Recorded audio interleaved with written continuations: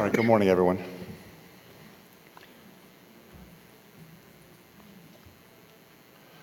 So let's just start off.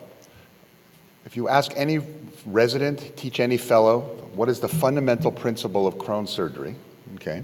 And this applies particularly in patients who have Crohn's colitis, where we know about a quarter of the Crohn's patients will need surgery for isolated colonic disease. We're not talking about proctitis as well here.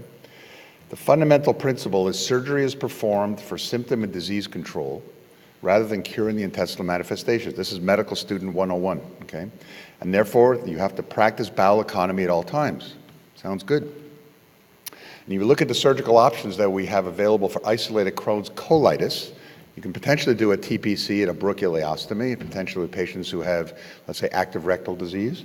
Active perianal disease. You can also do a total colectomy, which is what Scott is going to recommend us do, or you can do a segmental colectomy, which satisfies the bowel economy principle of Crohn's disease surgery, the fundamental principle. Thank you. Any questions? Okay. So I think I just finished, but all kidding aside, you want some data, okay? Let's have some data now that actually goes through this. So let's look at the short-term and long-term outcomes, which is what we always like to do, comparing segmental versus total colectomy, okay? In terms of short-term outcomes, there have been a number of meta-analyses that have been done on this. This is the most recent one that was done in colorectal disease from last year. There's an Italian group that put this together. And you can see, if you look at the forest plot, you can actually see that even though every single one of the studies crossed the one line, which we know obviously the confidence intervals therefore are not statistically significant, if you look at the overall effect, the p equals 0.02. But the question is, do we really believe this result? Do we really believe that patients who have a segmental colectomy, which is shown on the right, okay, or subtotal colectomy, actually have better outcomes than a patient who has segmental colectomy? It really kind of makes no sense physiologically or certainly surgically. Most of us don't believe, I mean, it just makes intuitive sense that the more you take out, the potential higher risk is. So therefore, when you look at a forest plot like this, again, looking at all the studies that have confidence intervals crossing one with the meta-analysis showing a statistical significance, I think you have to really wonder whether or not, in fact, this trend that we're seeing favoring subtotal colectomy is, in fact, really true. What about in terms of long-term outcomes? Well, I think most of us would agree, without even any data, that functional outcomes for patients who have segmental colectomies are better than patients who have total colectomies, just more bowel around, more reserve in terms of bowel habits and quality of life. But what about other more important or similarly important long-term outcomes, such as disease recurrence, or obviously the ultimate problem, which is what most IBD, in fact, every Crohn's patient is worried about, is a requirement for a stoma. So if you look at a disease recurrence after segmental colectomy, this is a nice meta-analysis that Amy put together from earlier this year, and you can look at all the data, and I think one of the things that you can see, is there a pointer here? Yeah. One of the things that you can see is that there's a lot of recurrence in the colon. You can see over here, let me get the pointer here. And the eventual need for a stoma is not uncommon. So my goodness, this sounds terrible. Okay, that's a disease recurrence after patients who have segmental colectomy. So let's look now and compare this to the data with disease recurrence after total colectomy. And guess what? High incidence of disease recurrence, okay? And also the eventual need for a stoma is also not uncommon. So even though you have, or at least the concept here is to do a total colectomy might be better, in fact, the incidence of disease recurrence and need for a stoma is actually the same. So if you put together this data, this again is this is the same Italian study that put together a forest plot or a meta-analysis looking at the endpoint now being surgical recurrence, okay? If you look at this, comparing patients who had segmental versus total colectomies, you can see there's actually no difference. So now this is yet another argument while segmental colectomy would be better than total colectomy, and at the same time satisfying that principle of trying to preserve as much bowel as you can. Now what about the eventual need for a stoma? This similarly actually favors segmental colectomy. You can imagine obviously that patients who have less disease, the ability or the ultimate endpoint of that, if it's that bad as end up with a stoma, those patients would have a lower incidence of stoma formation. So are there any indications at all for total colectomy? Okay. Well, patients who have fulminant colitis, and most of us would agree that not to leave any of the colon behind in a situation like that. I think we would take the entire colon out. Perforation, hemorrhage, you don't know exactly where it's coming from. I think there is an indication to do a total colectomy in patients who are having a segmental colectomy, for example, otherwise be eligible for a segmental colectomy if they're having a dysplasia. You don't want to obviously leave at-risk mucosa. There's obviously surgical considerations and the surgeons in the room regarding blood supply and patients who require resections of the mid to distal transverse colon in regards to blood supply.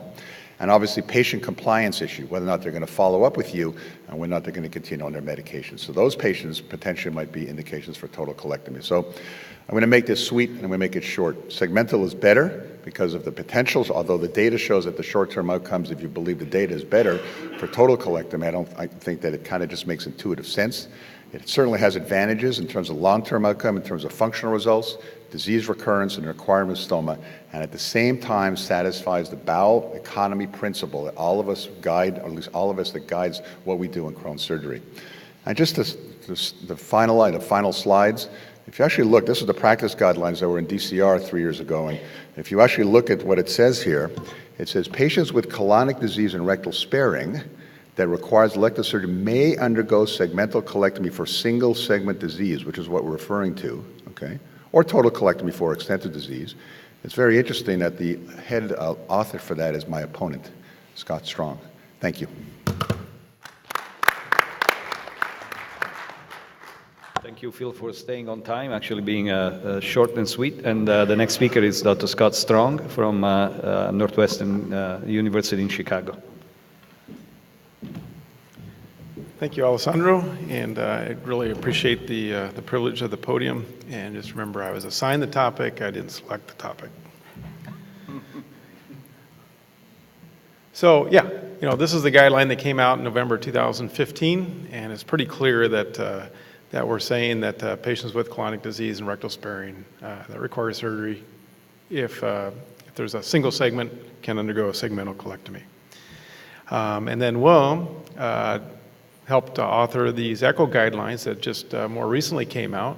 And basically they say that if surgery is necessary for localized colonic disease, less than a third of the colon, then resection of the only affected part is preferable, and that segmental colectomy can be considered for patients with 2 separate segments of the colon affected. So 2 separate segmental colectomies done in tandem. And so these are the 2 operations we're basically talking about. And what I would argue is that in most patients, the amount that you need to take out is already dictated by the disease, not surgeon preference. And so when you look at the literature, you really need to caution yourself about keeping that in the back of your mind, that there are very few patients that you actually have wiggle room and choice as to what it is that you're going to do.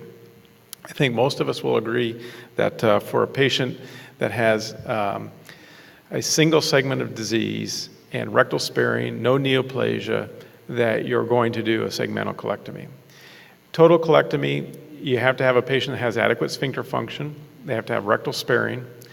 I would argue that if they have a significant segment of small bowel disease, either in the past or presently, they need as much water absorbing capacity of the colon as possible. And so you're going to push the envelope and save the colon as much as you can in that setting. And in neoplasia, kind of the default, the standard of care is to do a total proctocolectomy. If there's never been any rectal inflammation, complete rectal sparing, you might argue for being able to do a colectomy and ileoproctostomy. So where does the controversy really kind of come? Well, it's in the patient that doesn't have small bowel disease, has good sphincter function, has disease in 2 segments, and no neoplasia, and obviously their rectum is in good health. So it's a very small group of patients that we're really talking about here as to what the best operation could be.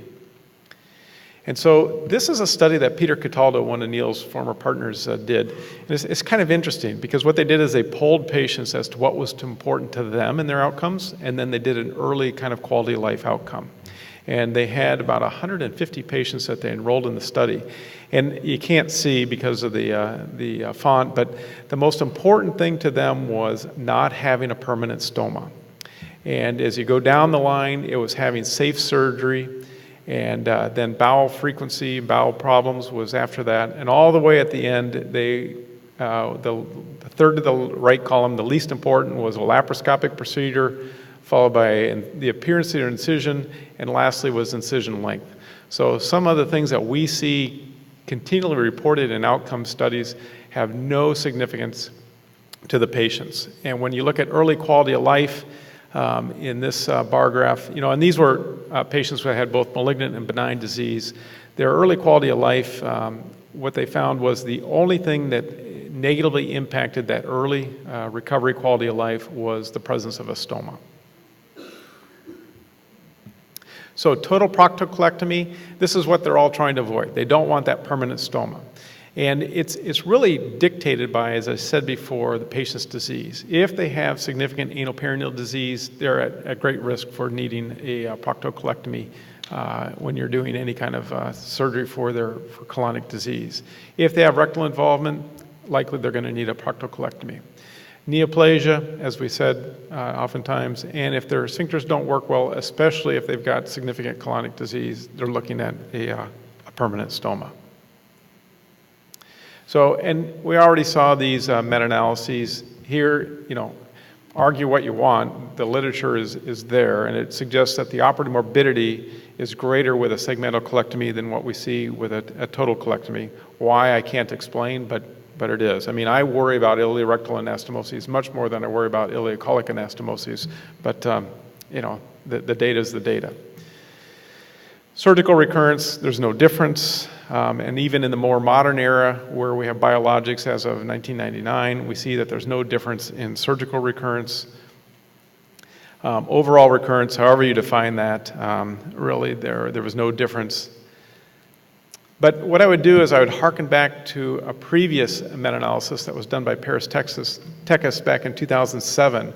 And what they showed was, yeah, there was no difference in surgical or overall recurrence, but the surgical recurrence happened 4.5 years earlier in the segmental resection group compared to the total colectomy group. So while there's no difference in the overall incidence, how rapidly it occurs, there is a dramatic difference. So, we're looking at all this in a very skewed and convoluted way because there's so much surgeon bias that we see here. And when you're looking at overall outcome as far as stool frequency and quality of life and things like that, it's not fair to compare a segmental colectomy to a total colectomy in Crohn's disease because you're doing it for different reasons. But we do have an analogous group that we can look at, and that's our patients with Lynch syndrome.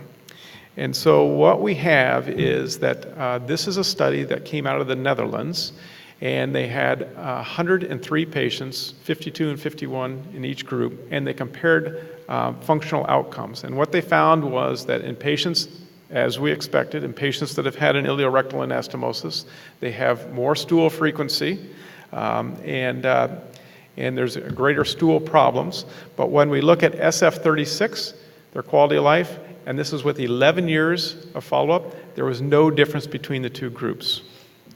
When they looked at the EORTC quality of life questionnaire with 38 different questions, what they found was that there were more stool problems or defecation problems in the individuals that had had an ileorectal anastomosis.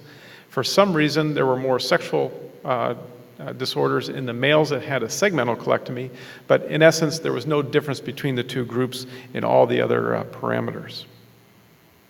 So in summary, colectomy and ileoproctostomy is generally avoided for patients with Crohn's disease in one colonic segment or individuals with long lengths of small bowel disease. So we're not arguing that patient. But we do know that total colectomy, at least based on the literature that we have available, is at less risk for operative complications compared to segmental colectomy. And while surgical and overall recurrence are comparable, they tended to favor the patients that had had a total colectomy. But what's more important is that recurrence occurs quite a bit earlier in the segmental colectomy patient compared to the total colectomy patient. And lastly, as expected, stool frequency is greater after a total colectomy, but the overall quality of life is comparable between the two procedures. So with that, I'll conclude and I guess welcome questions. So we are a little bit ahead of schedule. We perhaps we will start the third debate a little bit earlier since there are 3 speakers for that. Any questions from the audience? So it was, yes. Oh, It was very well said that the extent of resection is dictated by the involvement of the disease. And we left on purpose out the patients with perianal disease, because I think the tricky part is when you are dealing with multi-segment isolated colonic disease with perianal Crohn's disease. In our publication, we showed that more than one segment and involvement of perianal disease without any small bowel disease, a total proctocolectomy offers less recurrence and the ability to wean these patients off medication. That's something that we haven't really discussed in your presentation. And a recent meta-analysis also confirmed that isolated colonic disease without small bowel involvement, there is a 16% recurrence in the small bowel after a permanent ileostomy or total proctocolectomy. So this is something to keep in mind in that specific group of patients that we haven't really addressed. But there is a question from Dr. Ramsey. Thank you. Enjoyed the talk. So the question I have is, are there any techniques, let me ask you, how low would you go in the rectum in a Crohn's colitis to do a colorectal or the small bowel rectal anastomosis, or do you guys have any techniques or alternatives that may be an option to consider? Because that's really the key thing. These patients, that's what you both articulated, they want to avoid a permanent bag. So what's the acceptable normal rectum to do a straight anastomosis? If you cannot, what are the options that you may consider? Did you understand my question? Yeah, we can go down the panel, so Phil can start. I mean, a lot of it also will depend on rectal compliance, okay? Usually, I mean, you'd like to obviously preserve as much as you can. I think you start going beyond the rectal sigmoid junction, by basically tinea. Anything below that, you should start thinking either I'm not doing the right thing here, or potentially even consider it, depending on the scenario, an ileal pouch rectal anastomosis, which you can do particularly in the low ones. So that's something I would use, but I think in some degree you've got to know obviously the degree of rectal inflammation, whether they've had it before, whether or not in fact there's any compliance of the rectum. Obviously you don't want to do an ileorectal when they don't have any rectal compliance. The functional results will be awful in that situation. So I don't know if you want to add anything, Scott. Yeah, so one of the quick and dirty tests you can do as far as rectal compliance, in addition to endoscopy, which is just to give them a 150 milliliter saline enema. And it was shown years ago that if they can hold 150 milliliter saline enema for 5 minutes, they'll do okay with an ileorectal anastomosis. But I think what Feza and Phil are alluding to is this ileopouch rectal anastomosis, which we've done, and Feza and I published on this, in selected individuals where they had upper rectal disease, and you are going down to the mid-rectum of the peritoneal reflection, and you create a short, maybe 8 centimeter, 10 centimeter pouch that sits on top of the mid-rectum at the level of the peritoneal reflection. And it's a good operation for Crohn's disease, as well as individuals that have synchronous tumors of the rectosigmoid or upper rectum and some other, like midgut tumor. But they have good functional outcomes. Their disease recurrence is acceptable.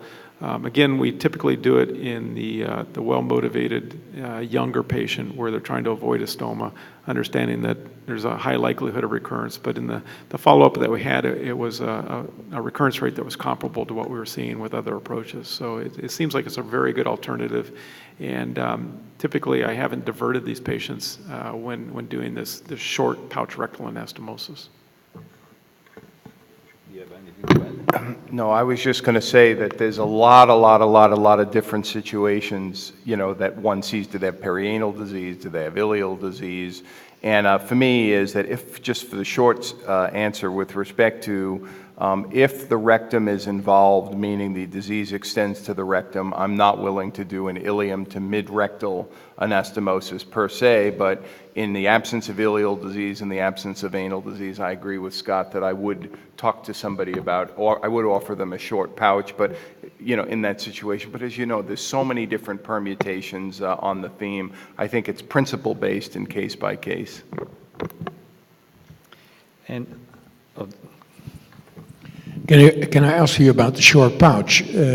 How do you do that technically? I think that you should do a hand-sewn anastomosis in order to avoid tapering, let's say, on the anastomosis. You don't want to have, let's say, a pouch on top of a stapled anastomosis, and then below that you have a sort of ampulla. So you do a hand-sewn anastomosis, a wide hand-sewn anastomosis, if you do a, let's say, pouch rectal anastomosis in Crohn's. You understand what I mean? Oh, yeah. Well, I mean, you'd want to try to preserve theoretically as much rectum as you can. So if you have more rectum to preserve, it would be very high potentially to do a hand-sewn anastomosis if you're in the, 5 centimeters out. You can do it. I just think technically it's easier to try to do that stapled. Yeah, but then you have in the middle of your new reservoir, you have a, let's say, you have a waste, Yes. a tapering, which is not, I think, beneficial for the reservoir. There are some people who believe you should just do an ileopouch anal anastomosis in that scenario and not keep the residual rectum for the concerns you have that it may not be functional. Even though you're leaving some of the rectum, it may not be functional and work well. The problem in these patients is that if they have Crohn's disease and no small bowel lesions, then you would do an ileoanal pouch. But most of these patients, they had already shown that they had small bowel localization. And if they really want to avoid a stoma and there's disease in the upper rectum, then you have, the only solution is to do a pouch. Yeah, so what you're describing is more of a theoretical problem than what we see when we scope these people post-operatively. And you see a nice pouch. And, I know that oftentimes with the ileorectal anastomosis, you'll see kind of a constriction at that. But with this pouch rectal, I haven't seen that. I've done 2 of these cases stapled, and the waste is not, I think the waste is compromising the function of what you meant to do, making a new reservoir. And the question was it ischemic, as opposed to a functional problem, in terms of as opposed to inherent to the surgery, whether or not in fact that was just some technical thing you had at the time, low-grade ischemia stricture. I think sometimes if the stapler donut remains intact and incorporated into the tissue, that can create a long-term type of problem. But if that stapler donut, if the staple line is broken, then it can potentially lead to expansion of that anastomosis. You guys have they answered the question? Yeah, I doubt if you have a stapled anastomosis, if it will be a circular stapled anastomosis, that it can expand in the end towards, let's say, the body which a neorectum should have. So that's why I'm asking, should you advise to do a hand-sewn anastomosis, a wide anastomosis, or which is obviously less safe than a stapled anastomosis? I honestly meant to ask that question to create a discussion, so I didn't go, it was going to go this far. So the point, I think you have a very valid point. It depends. If the rectum is sick, it doesn't make sense to hooking the pouch to the rectum. You're absolutely correct. Those are the patients, they get into obstructive defecation and they get a Crohn's proctitis. But if the rectum is normal, but it's short, it doesn't have the compliance and the points that you guys are articulated, adding that small pouch can be a value. I think that's the 2 different scenario, being remnant rectum normal or not. At least that's what the experience that you referred to, Scott, that showed us. I just wanted to add that. Well, these patients with a short normal rectum and no perianal disease, I personally don't see many of those, so I'm wondering how common that is. But the issue of stasis at this anastomosis, no matter how you do it, I think is very important. Obviously, a hand-sewn pouch rectal anastomosis in a short rectum becomes quite challenging and quite difficult. And if you're able to do a hand-sewn, you probably have enough rectum to just do an ileorectal. So it's really a small number of patients we're talking about, I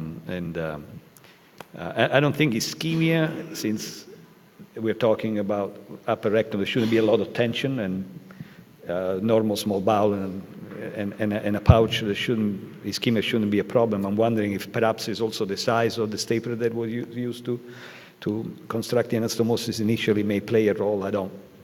I wouldn't know. Well, it's an actual problem for me. I have a patient who has an ileorectal anastomosis, and he has a little bit of disease in the neoterminal ileum and dysplasia in the upper part of the rectum. And it's a young guy, and he doesn't want to have a stoma. So the only way to solve that is to do a tailored transection of the rectum below the dysplasia and put a small pouch on top of that. And then I don't want to have a waste doing a cross-stapling anastomosis. Do you do a double stapled, or do you do a double purse string anastomosis? Well, in this case, I would prefer to do, because if you transect the rectum in the middle of the ampulla, it's very wide.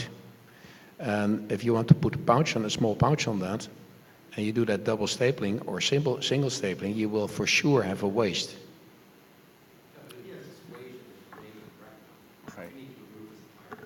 It's only in the top of the rectum. Yes, it's very unusual that you put a pouch in a Crohn's patient, but he may be a candidate. Yes, so we counseled him with that. Of course, he needs extensive surveillance for the remaining part of the rectum, but he chooses to have this situation. And we looked at it, so we're going to look at the rectum before the transection with our dysplasia gastroenterologist, who do methylene blue, to make a tailored transection of the rectum below the dangerous area.